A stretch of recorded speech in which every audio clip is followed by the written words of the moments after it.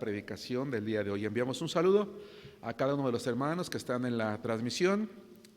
Si alguno de ustedes está de vacaciones, de viaje y se ha conectado a la transmisión, pues esperamos que esté disfrutando su periodo vacacional con su familia o algún lugar de esparcimiento al que hayan podido viajar, hermanos. Vamos a inclinar nuestros rostros y vamos a orar al Señor.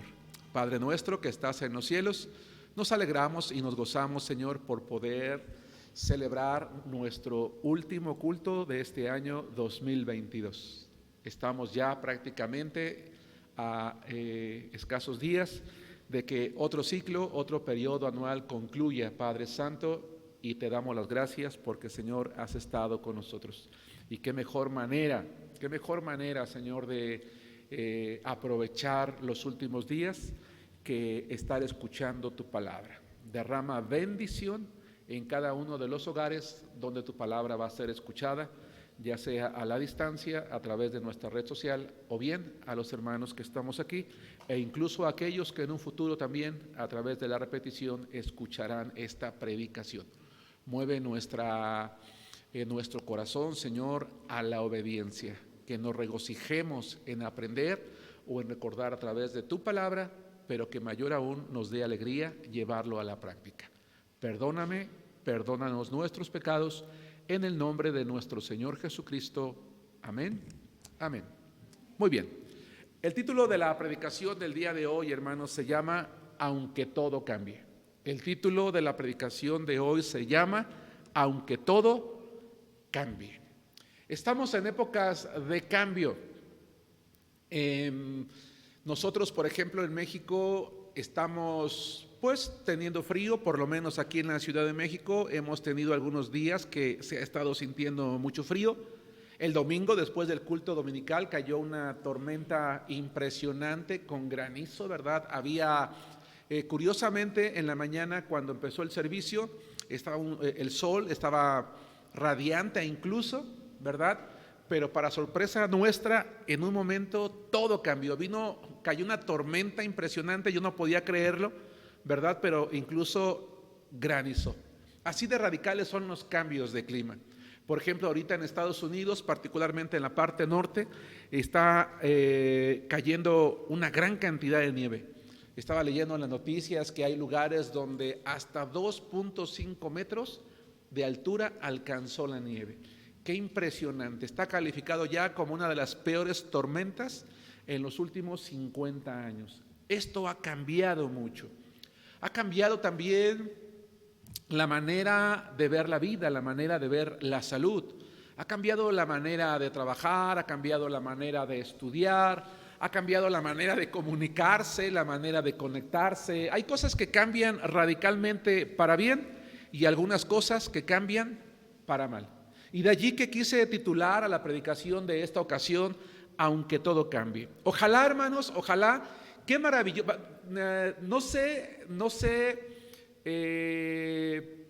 si al decir la siguiente frase esté yo deseando algo del todo correcto, pero quiero decir lo siguiente. Qué maravilloso sería si las circunstancias de nuestra vida nunca cambiaran. Podría ser una manera de pensar, ¿no? Qué maravilloso sería si las circunstancias de nuestra vida nunca cambiaran, por lo menos no para mal. Si fuera para bien, pues encantados. Pero la realidad es que no es así. La realidad es que no es así.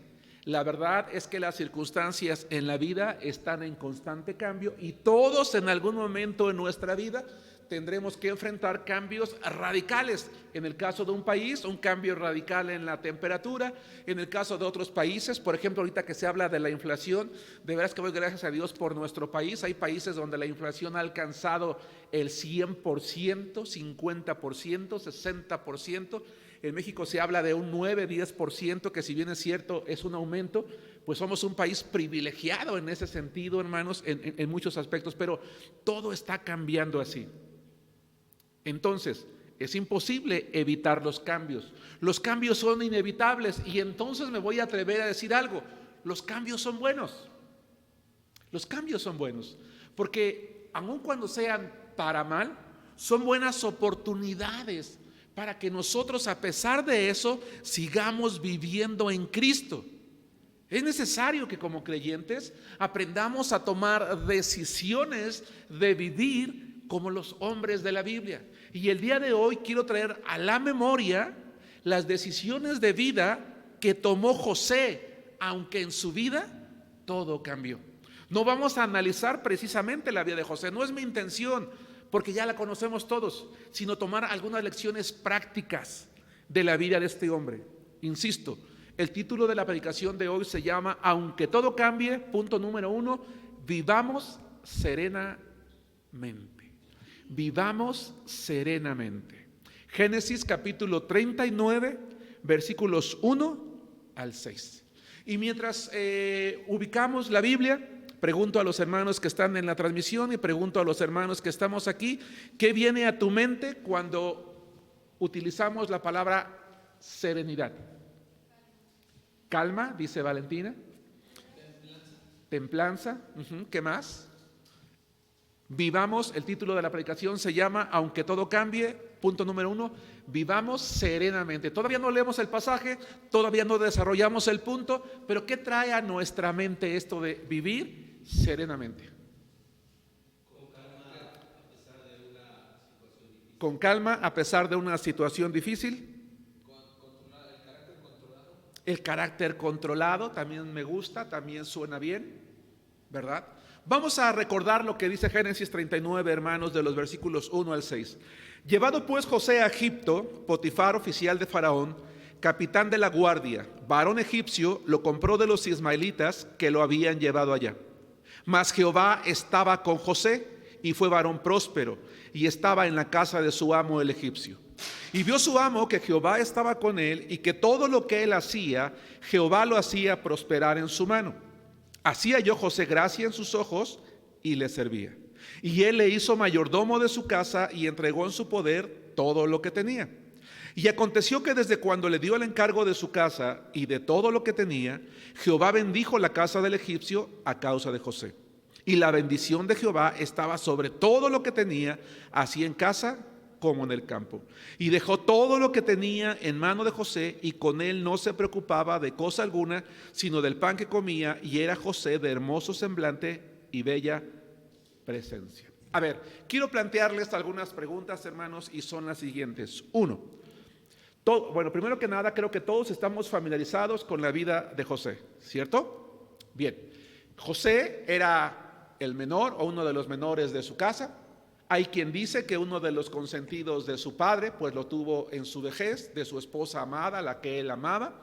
Él pasó de ser un hijo protegido, no quiero atreverme a decir consentido, pero un hijo protegido, un hijo que vivía en la comodidad de su casa, de su hogar, bajo la protección de su familia, de sus padres, ¿verdad? A una situación totalmente radical. Las circunstancias en la vida de José literalmente cambiaron al punto de que sus hermanos, en un momento de enojo, de odio, de aborrecimiento o de resentimiento, ¿verdad?, lo toman prisionero, lo venden como esclavo, y de un momento a otro él está en la casa de un egipcio en una situación totalmente diferente. Preguntas. En estos 6 versículos que ustedes y yo, hermanos, acabamos de leer, ¿cuántas quejas encontramos? ¿Cuántas quejas encontramos? Ninguna. 2. ¿Cuántas malas actitudes pueden ustedes observar? Hablando de José. Ninguna. 3. ¿Cuántos lamentos? Ninguno. ¿Cuántos reclamos hacia Dios? Ninguno. No hay ningún lamento, no hay ninguna queja, no hay ningún reclamo hacia Dios, y ni siquiera hay en la vida de este muchacho un cambio de actitud. Vamos a ubicarnos un poquito en el contexto, hermanos. Históricamente sabemos que en la antigüedad había prácticamente todas las culturas tenían muchos dioses. ¿Saben ustedes por qué todas las culturas tenían muchos dioses? Porque antiguamente se creía que ningún dios tenía la capacidad de actuar en todo lugar. Por eso es que estaba el dios de los valles, el dios de los bosques, el dios de los mares, el dios de de los valles, el Dios de las montañas, el Dios de etcétera, etcétera. ¿Por qué? Porque en cada uno de estos lugares se creía que se requería de un Dios distinto, de un Dios diferente. Pero Dios, el Dios de la Biblia, Jehová de los ejércitos, su palabra dice en el libro de Isaías que su gloria llena toda la tierra. Y José era un muchacho que allá en su casa había aprendido muy probablemente de su padre el temor a Dios, el contentamiento hacia Dios, la gratitud hacia Dios, el entender que su vida, sin importar dónde se encontrara él, en el valle, en el desierto, en las montañas, en su casa o en una casa, ¿verdad?, en Egipto, a cientos de kilómetros, Dios podía estar con él y por lo tanto, aunque sus circunstancias cambiaran, él podía vivir tranquilamente, serenamente. Hermanos, cuando un cristiano tiene la oportunidad de demostrar su fe, ¿cuándo es el mejor momento para que una persona que dice tener a Cristo demuestre realmente dónde está parado? ¿Cuáles circunstancias son las más apropiadas para que un cristiano se dé cuenta en qué nivel está la fe y la confianza que él tiene delante de Dios, si no es cuando las circunstancias cambian para mal? ¿Estamos de acuerdo? ¿Verdad que sí? Sí. ¿Por qué algunos cristianos, hermanos, el día de hoy, en cuya vida las circunstancias han cambiado para mal, ya sea en lo económico, ya sea en lo familiar, ya sea en la salud, ya sea en lo mental, en lo emocional o alguna otra cosa, ¿verdad? Dentro de esos cambios no recibimos bendiciones? ¿Se han preguntado eso? Pero en el caso de José, la palabra de Dios dice que fue varón próspero, y de hecho lo dice en dos ocasiones. En el versículo 2 fue varón próspero, y dice el versículo 3 que Jehová hacía prosperar todo en su mano. Y la pregunta es: ¿por qué, si las circunstancias cambiaron de manera tan radical para mal en la vida de José, Dios lo prosperó, Dios lo hizo crecer? Y creo que la respuesta es precisamente porque José tomó la decisión de vivir serenamente, tranquilamente, confiando en Dios. Él sabía que no importaba la circunstancia, no importaba el lugar, él estaba con la persona correcta, o más bien la persona correcta estaba con él, y es Dios. Porque la verdadera fe, hermanos amados, se demuestra cuando las cosas cambian. José pudo haber cambiado su actitud. Y podemos encontrar aquí un muchacho amargado, buscando venganza, protestando, rebelándose, diciendo: ¿yo por qué te voy a servir, verdad, a Potifar? Yo soy un muchacho, yo soy hijo de familia, yo fui traído aquí injustamente, yo no voy a ser tu servidor, hazle como quieras, verdad, pero yo no voy a hacer nada. No, dice que él servía en la casa de su amo. Y yo me pregunto, ¿verdad? Porque el versículo 39:4 dice: halló gracia en sus ojos y le servía, y le hizo mayordomo de su casa. Yo quiero preguntarles: ¿con qué actitud creen ustedes que servía José? Serenamente, con la mejor actitud. Obedecía las instrucciones de su amo. Era obediente. No quiero exagerar, pero tal vez estaba con una sonrisa. Tal vez cantaba. Lo que sí puedo decir con seguridad es que la actitud que él tenía era correcta. Y a Dios le agradó la manera serena en la que él vivió, a pesar de que las circunstancias cambiaron, que decidió bendecirlo para usarlo como testimonio ante los ojos de personas que creían en muchas deidades locales, para que vieran que la deidad, que el Dios de él era diferente y que podía bendecirlo a pesar de la situación en la que estaba. Y quiero hablar entonces de la actitud. Se dedicó a servir y lo hizo también entonces, hermanos, que Dios lo bendijo. Insisto, algunos tal vez hemos pasado o estamos pasando por una situación en la que todo cambió y sin embargo no estamos siendo bendecidos, porque más bien nos estamos quejando y quejando.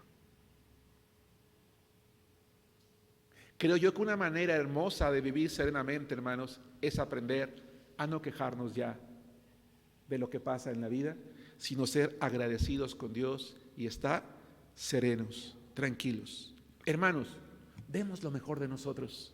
¿Qué te parece si para este año 2023 que está a la puerta, das lo mejor en la escuela con el maestro que te trae de encargo? Con aquel maestro que se pasa de listo, que deja muchos trabajos, que deja muchas tareas.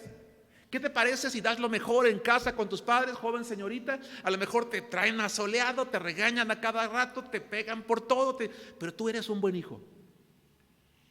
¿Qué tal si das lo mejor de ti ahí en el trabajo con ese jefe que no te suelta, que más te está oprimiendo, que te hace el día imposible? ¿Qué te parece si damos lo mejor en casa? ¿Qué te parece si damos lo mejor en la familia? ¿Qué te parece si servimos haciendo lo mejor, recordando algo? Acompáñenme al libro de Colosenses capítulo 3, versículo 17. Colosenses capítulo 3, versículo 17, hermano. Dar lo mejor de nosotros mismos, actuar de manera consciente, bien, para agradar a Dios, es un requisito para todos los que nos llamamos cristianos, aun cuando tengamos que hacer cosas que no nos gusten. Tu jefe te dice, hoy te vas a tener que quedar 2 horas más porque hay mucho trabajo. Sí, claro que sí, cómo no, déjame avisar a casa que voy a llegar un poquito más tarde. Encantado, claro que sí. ¿Qué hace falta? Tus papás te dicen, ¿sabes qué? Y además de lavar los trastes vas a tener que barrer la calle y vas a tener que lavar tu ropa. Claro que sí, papá, claro que sí, mamá, con mucho gusto lo voy a hacer. Y me voy a apurar. ¿Qué más quieres que hagas, mamá? ¿Qué más quieres que haga, papá? Y el maestro, ¿verdad? Bueno, están de vacaciones y van a hacer este trabajo y el otro y aquello y no van a poder descansar en todas las vacaciones. Claro que sí, no pasa nada, ¿verdad? Finalmente para eso vengo a la escuela a estudiar. Voy a hacer mi trabajo, voy a hacer mi tarea, voy a dormir menos, voy a salir, no voy a poder jugar mucho, no voy a poder andar mucho en mis redes sociales, pero claro que sí, con mucho gusto lo voy a hacer. Por supuesto que sí. Porque eso nos va a hacer estar tranquilos, serenos. Lean conmigo Colosenses capítulo 3, hermanos, versículo 17. Dice la palabra de Dios: y todo lo que hacéis, sea de palabra o de hecho, hacedlo todo en el nombre del Señor Jesús, dando gracias a Dios Padre por medio de Él. ¿A quién honra el jovencito que estudia en la escuela para sacar buenas calificaciones en primer lugar? ¿A sus padres? No, a Dios. ¿A quién honra el empleado que hace el trabajo a gusto? No porque su patrón lo está supervisando, sino porque sabe que es lo correcto. A Dios. ¿A quién honra el que ejerce un oficio y atiende a un cliente o a una persona que viene a su negocio? A Dios. ¿A quién honra un esposo o una esposa que actúa de la mejor manera en casa? A Dios. Todo lo que hagas, ya sea de palabra o de hecho, hazlo en el nombre del Señor Jesús. Señor, lo voy a hacer para agradecerte a ti, para honrarte a ti, para bendecirte a ti. Bendíceme. 2, aunque todo cambie. 1, vivamos serenamente. 2, vivamos firmemente. Capítulo 39, versículos 8 y 9. Todo el relato se encuentra entre los versículos 7 al 19, pero yo únicamente quiero leer los versículos 8 y 9. Recuerden, no estamos analizando la vida de José, estamos tomando algunos ejemplos prácticos de la actitud, de las actitudes que él tomó cuando todo cambió en su vida. Versículo 8, y él no quiso, y dijo a la mujer de su amo: he aquí que mi señor no se preocupa conmigo de lo que hay en casa, y ya ha puesto en mi mano todo lo que tiene. Él estaba consciente de la responsabilidad. No hay otro mayor que yo en esta casa, y ninguna cosa me ha reservado sino a ti, por cuanto tú eres su mujer. ¿Cómo pues haría yo este gran mal, grande mal, y pecaría contra Dios? Hermanos, José estaba haciendo bien las cosas, ¿o no? Pero vino la tentación. La tentación se cruzó por su camino a través de las insinuaciones de la esposa de su jefe, de su amo.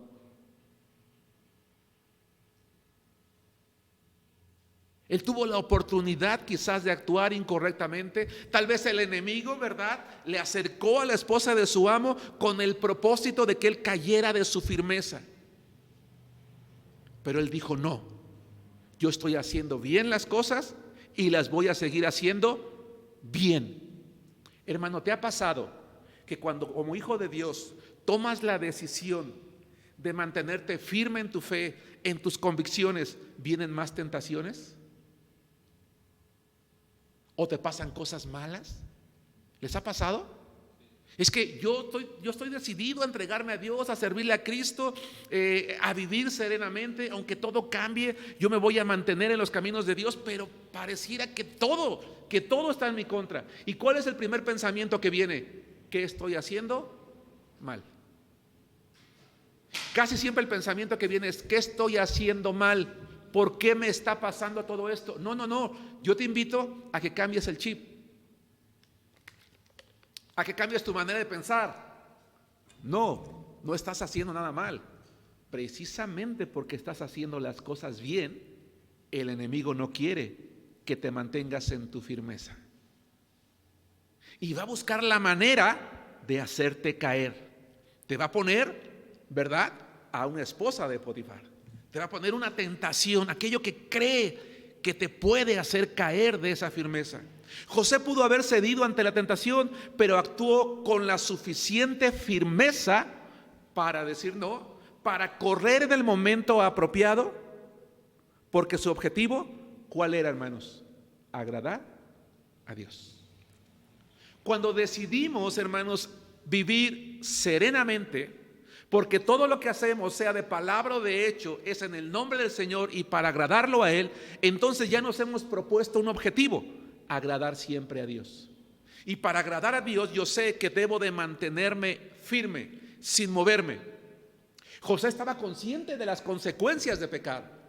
No dijo: le voy a fallar a mi amo, aunque tenía en mente que su amo confiaba en él. En primer lugar dijo: no le voy a fallar a Dios. El diablo conoce nuestros deseos de servir, hermanos. Conoce nuestros deseos de vivir para agradar a Dios. Por eso nos va a presentar obstáculos atacándonos en nuestros puntos débiles. Pero vamos a considerar 3 pasajes. 1, 1 Corintios capítulo 16, versículo 13. El diablo también conoce de nuestros deseos de servir, de vivir para agradar a Dios, de vivir serenamente, de vivir firmemente.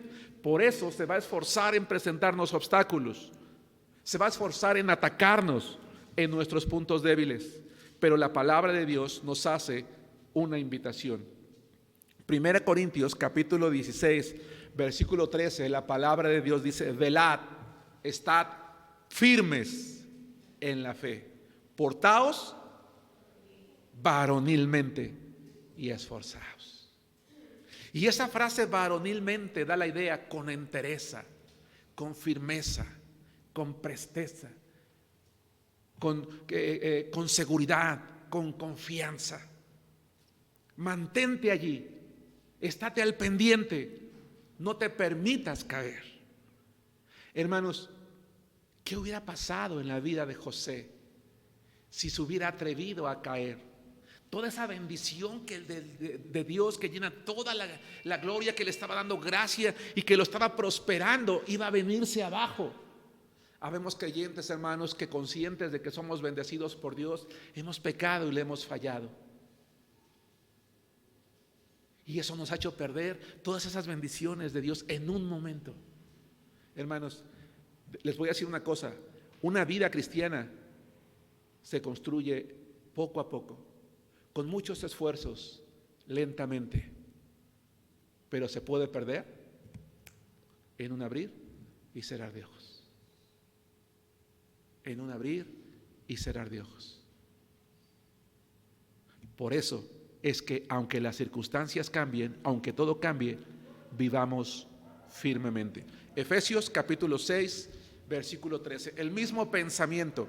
Efesios capítulo 6, versículo 13. Solo que en el primero está la observancia de tienes que velar, tienes que estar al pendiente, tienes que estar listo para cuando venga la tentación, te portes con firmeza, con valor, con presteza, varonilmente. Pero para que eso suceda, hermanos, tenemos que acudir a lo que dice Efesios 6:13, que también me atrevo a creer conocemos. Por tanto, tomad toda la armadura de Dios. Hermanos, no salgamos en las manos, no vayamos a la guerra, como se dice coloquialmente en México, sin fusil. Todos los días ponte la armadura de Dios. Tomemos cada parte, cada pieza, para que podáis resistir en el día malo y habiendo acabado todo, estar firmes. Hermano, yo dije hace rato que sería maravilloso si las circunstancias nunca cambiaran, particularmente para mal. Pero también dije que eso en la realidad no pasa. En la realidad cambia. Y gracias a Dios, hermanos, verdad que Él ha sido, porque Él es santo, Él no miente, ha sido honesto en la palabra y nos ha dicho, oye, van a venir días malos, de ataques, de pruebas, de tentaciones, de cambios radicales, pero tú puedes estar firme si tomas la armadura de Dios. Y finalmente, en este punto 2, Colosenses capítulo 4, versículo 12. La primera, velar es estar despiertos al pendiente, pero también con la armadura puesta, para que podamos resistir en el día malo. En 1 Corintios 16, 13 se habla de un esfuerzo. En Efesios 6, 13 se habla de resistencia. Y en Colosenses 4, 12 dice, os saluda Epafras, el cual es uno de vosotros, siervo de Cristo, siempre rogando encarecidamente por vosotros en sus oraciones, para que estéis firmes, perfectos y completos en todo lo que Dios quiere. Hermanos, yo les pido de favor, oren por mí todos los días. Llévenme en sus oraciones como pastor, porque tengo muchas tentaciones también, pensamientos malos, ideas equivocadas. Soy humano. Oren por mí. Yo oro por ustedes, porque la mejor manera de estar firmes es orando unos por otros, encarecidamente. Y encarecidamente es con súplica.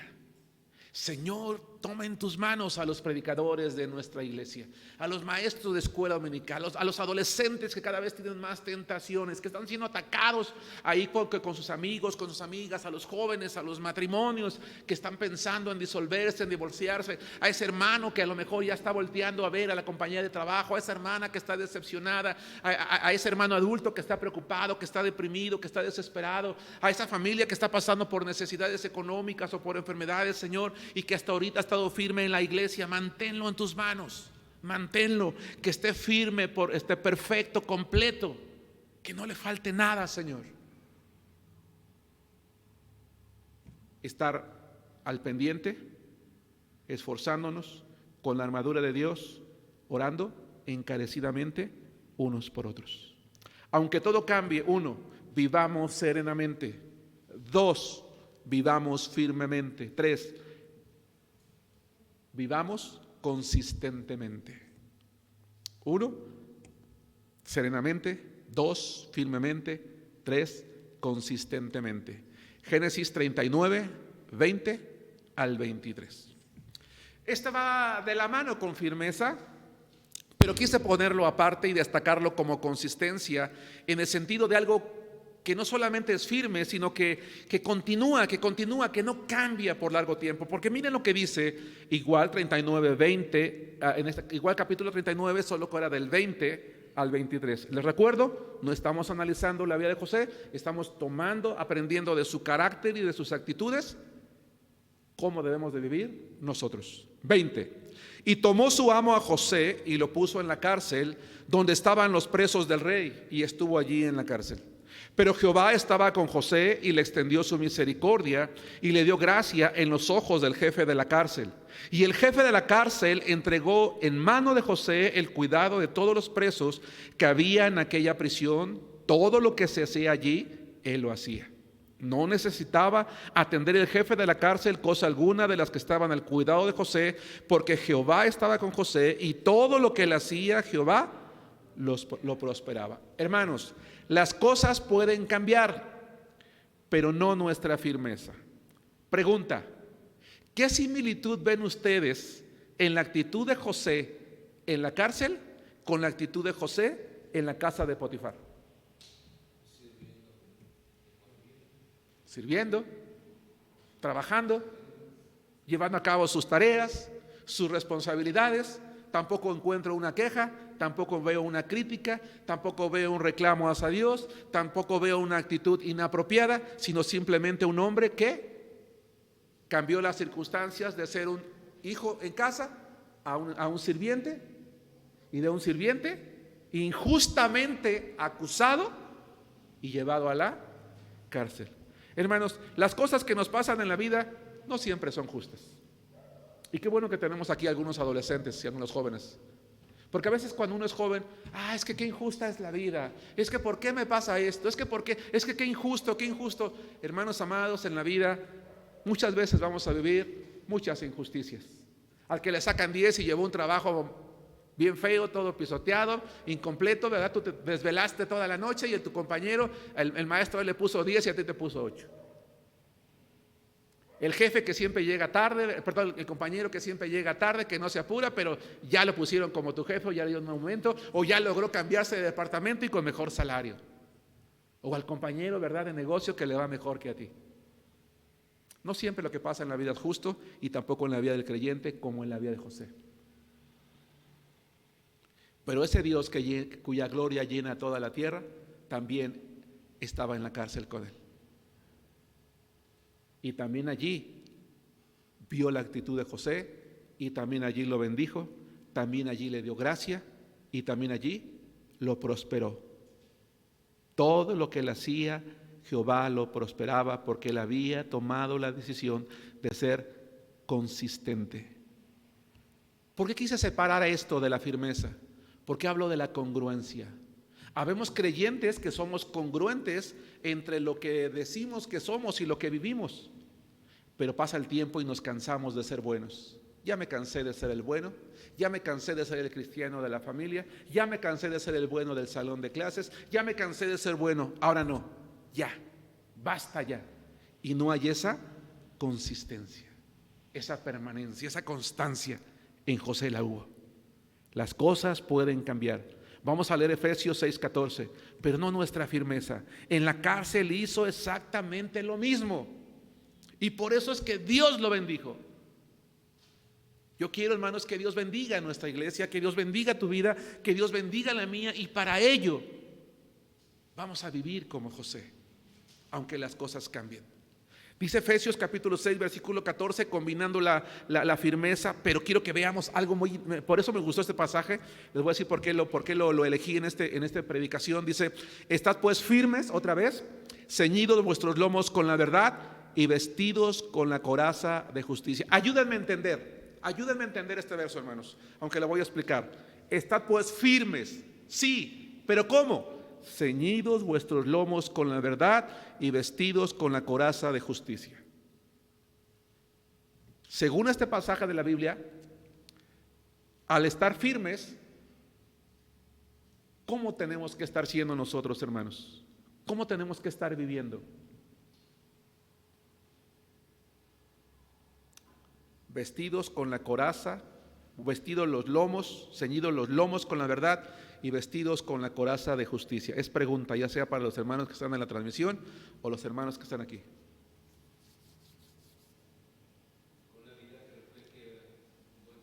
Con una vida recta de buen testimonio, hermano Esteban. Exactamente. Dice, tú tienes que estar firme. Protege tu vida, tu testimonio, con una vida de rectitud. Eso es exactamente lo que hizo José. Porque dice la Biblia que el jefe de la cárcel no tenía que revisar lo que él hacía, porque sabía que él lo hacía correctamente, rectamente. No se robaba nada, no escondía nada, no ocultaba nada. Veamos lo que dice Filipenses capítulo 1, penúltimo pasaje de este día, Filipenses 1:27. ¿Por qué Dios no libró a José de ser vendido por sus hermanos injustamente? ¿Por qué Dios no libró a José de ser acusado injustamente y llevado a la cárcel? ¿Por qué no lo libró de que sus circunstancias cambiaran? Porque dentro de los propósitos de Dios estaban incluidos esos cambios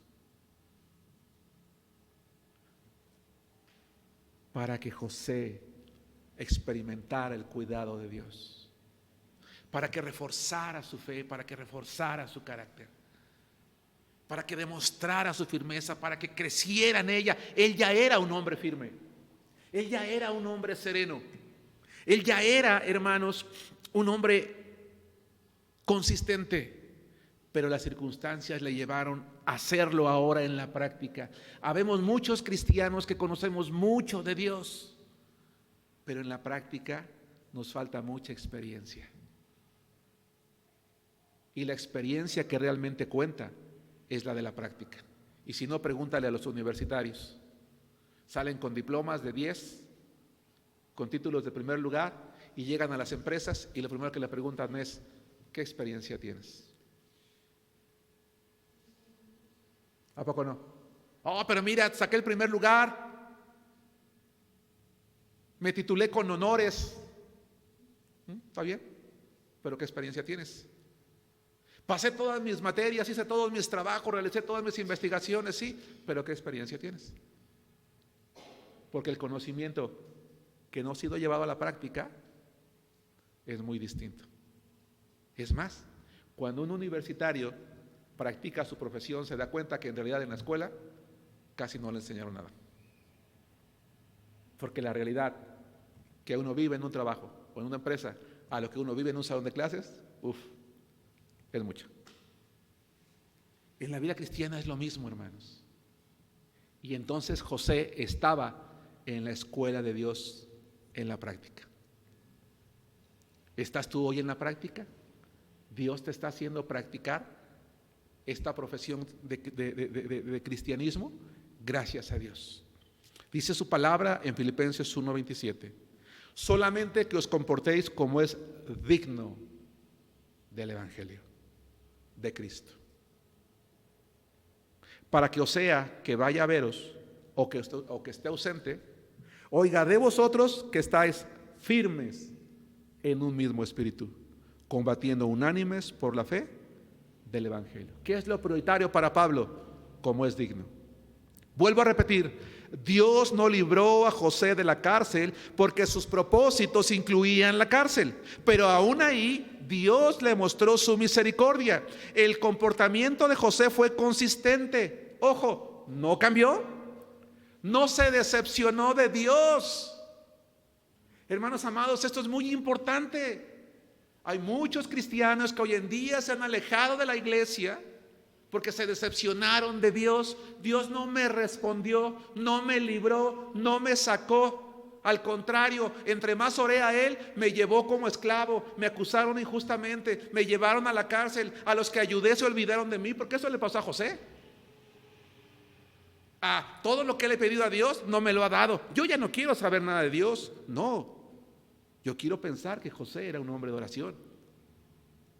Y las circunstancias seguían cambiando, pero él no se decepcionó de Dios, no dejó de ser fiel a Dios, ni de hacer lo correcto. Porque un cristiano que toma la decisión de vivir de manera consistente nunca deja de hacer lo correcto, nunca deja de vivir como es digno del Evangelio, nunca deja de estar vestido con la coraza de justicia. Así que, hermanos amados, antes de leer 1 Corintios 4:2, con el cual voy a terminar, quiero decir lo siguiente: aun cuando enfrentemos algún revés en nuestra vida, debemos de ser fieles a Dios. Aun cuando enfrentemos algún revés en la vida, o muchos, debemos de ser fieles a Dios. 1 Corintios 4:2. La palabra de Dios dice lo siguiente: ahora bien, se requiere de los administradores que cada uno sea hallado fiel. Y ustedes y yo, hermanos, somos administradores de Dios, porque nos ha dado dones, nos ha dado capacidades, nos ha dado talentos, nos dio la vida y nada de ello nos pertenece. Nos fue dado para administrarlo. Y un día Dios nos va a llamar cuentas y va a decir: ¿cómo administraste tu juventud, tu adolescencia, la vejez, tu conocimiento, tu inteligencia, tus dones, tus capacidades? ¿Qué hiciste con ellos? ¿Fuiste fiel? Conclusión: José era un hombre íntegro. No se desesperó, no se dio ante la tentación, no dejó de ser fiel a Dios, aunque las circunstancias cambiaron una y otra vez. Que Dios los bendiga, hermanos.